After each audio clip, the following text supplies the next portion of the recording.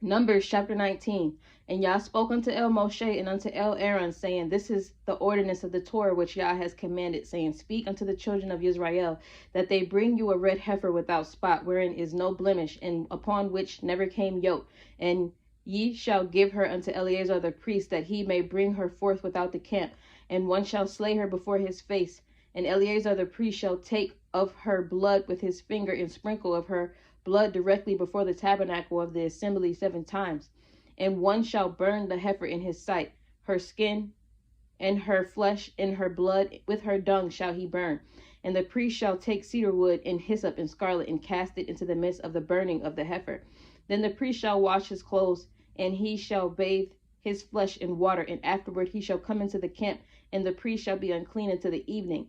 And he that burns her shall wash his clothes in water, and bathe his flesh in water, and shall be unclean until the evening. And a man that is clean shall gather up the ashes of the heifer, and lay them up without the camp in a clean place, and it shall be kept for the assembly of the children of Israel for a water of separation. It is a purification for sin. And he that gathers the ashes of the heifer shall wash his clothes, and be unclean until the evening. And it shall be unto the children of Israel, and unto the stranger that sojourns among them, for a statute forever. He that touches the dead body of any man shall be unclean 7 days. He shall purify himself with it on the 3rd day, and on the 7th day he shall be clean. But if he purify not himself the 3rd day, then the 7th day he shall not be clean. Whosoever touches the dead body of any man that is dead, and purifies not himself, defiles the tabernacle of Yah, and that soul shall be cut off from Israel, because the water of separation was not sprinkled upon him. He shall be unclean, his uncleanness is yet upon him. This is the Torah when a man dies in a tent. All that come into the tent and all that is in the tent shall be unclean 7 days. And every open vessel which has no covering bound upon it is unclean. And whosoever touches one that is slain with a sword in the open fields, or a dead body, or a bone of a man, or a grave, shall be unclean 7 days. And for an unclean person they shall take of the ashes of the burnt heifer of purification for sin, and running water shall be put thereunto in a vessel. And a clean person shall take hyssop, and dip it in the water, and sprinkle it upon the tent, and upon all the vessels, and upon the persons that were there, and upon him that touched a bone, or one slain, or one dead, or a grave. And the clean person shall sprinkle upon the unclean on the 3rd day, and on the 7th day. And on the 7th day he shall purify himself, and wash his clothes, and bathe himself in water, and shall be clean at evening. But the man that shall be unclean, and shall not purify himself, that soul shall be cut off from among the assembly, because he has defiled the sanctuary of Yah. The water of separation has not been sprinkled upon him. He is unclean.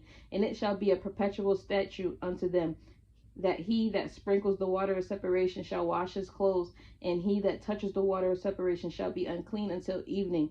And whatsoever the unclean person touches shall be unclean, and the soul that touches it shall be unclean until evening. Numbers chapter 20. Then came the children of Israel, even the whole assembly, into the desert of Sin in the 1st month, and the people abode in Kadesh. And Miriam died there, and was buried there, and there was no water for the assembly. And they gathered themselves together against Moshe and against Aaron. And the people chode with Moshe, and spoke, saying, Would to Elohim that we had died when our brethren died before Yah.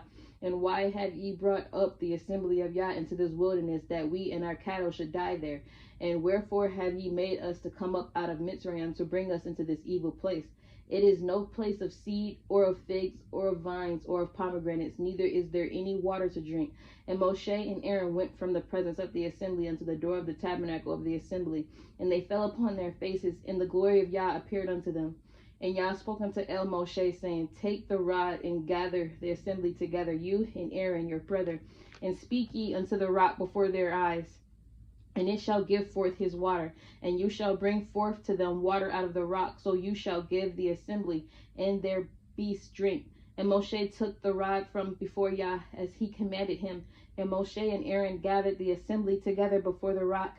And he said unto them, Hear now, ye rebels, must we fetch you water out of this rock? And Moshe lifted up his hand, and with his rod he smote the rock twice, and the water came out abundantly. And the assembly drank, and their beasts also. And Yah spoke unto El Moshe and El Aaron, Because ye believe me not to sanctify me in the eyes of the children of Israel, therefore ye shall not bring this assembly into the land which I have given them. This is the water of Meribah, because the children of Israel strove with Yah, and he was sanctified in them. And Moshe sent messengers from Kadesh unto the king of Edom. Thus says your brother Israel, you know all the travail that has befallen us, how our fathers went down into Mitzrayim, and we have dwelt in Mitzrayim a long time, and the Mitzrayim vexed us and our fathers. And when we cried unto El Yah, he heard our voice, and sent an angel, and has brought us forth out of Mitzrayim. And behold, we are in Kadesh, a city in the uttermost of your border. Let us pass, I pray you, through your country. We will not pass through the fields or through the vineyards, neither will we drink of the water of the wells. We will go by the king's highway. We will not turn to the right hand nor to the left until we have passed your borders. And Edom said unto him, you shall not pass by me, lest I come out against you with the sword. And the children of Israel said unto him, we will go by the highway. And if I and my cattle drink of your water, then I will pay for it. I will only, without doing anything else, go through on my feet. And he said, you shall not go through. And Edom came out against him with much people and with a strong hand. Thus Edom refused to give Israel passage through his border. Wherefore Israel turned away from him. And the children of Israel, even the whole assembly, journeyed from Kadesh and came unto Mount Hor. And Yah spoke unto El Moshe and unto Aaron in Mount Hor by the coast of the land of Edom, saying, Aaron shall be gathered unto his people, for he shall not enter into the land which I have given unto the children of Israel, because ye rebelled against my word at the water of Meribah. Take Aaron and Eleazar his son, and bring them up to Mount Hor, and strip Aaron his garments, and put them upon Eleazar his son, and Aaron shall be gathered unto his people, and shall die there. And Moshe did as Yah commanded, and they went up into Mount Hor in the sight of all the assembly. And Moshe stripped Aaron of his garments, and put them upon Eleazar his son, and Aaron died there in the top of the mount.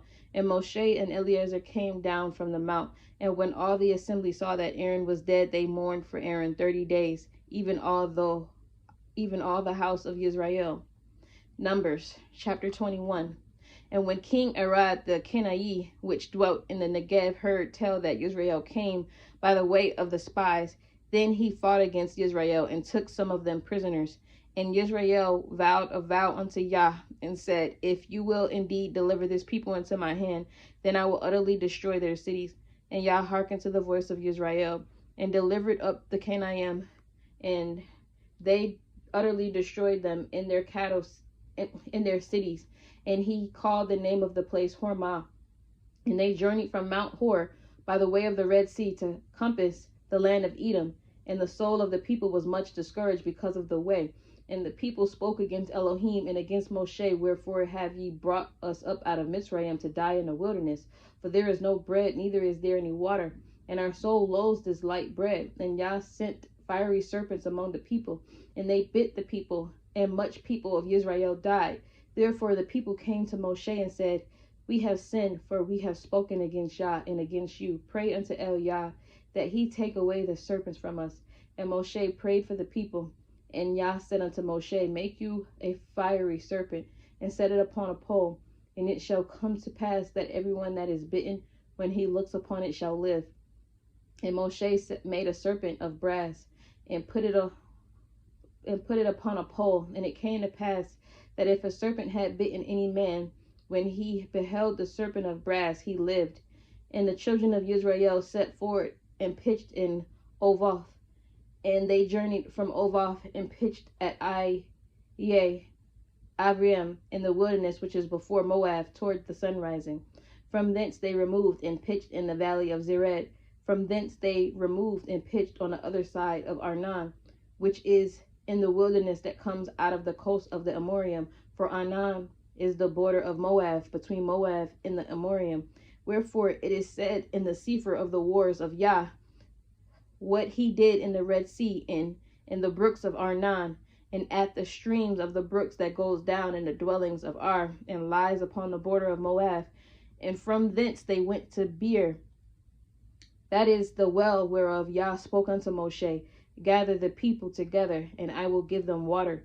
Then Israel sang this song, spring up, O well, sing ye unto it. The princes dug the well, the nobles of the people dug it, by the direction of the Torah giver, with their staves. And from the wilderness they went to Manna, and from Matnah to Nahaliel, and from Nashaliel to Bamoth, and from Bamoth in the valley that is in the country of Moab to the top of Pitgah, which looks toward Yeshimon. And Israel sent messengers unto Sihon, king of the Amorium, saying, Let me pass through your land. We will not turn into the fields or into the vineyards. We will not drink of the waters of the well, but we will go along by the king's highway until we be past your borders.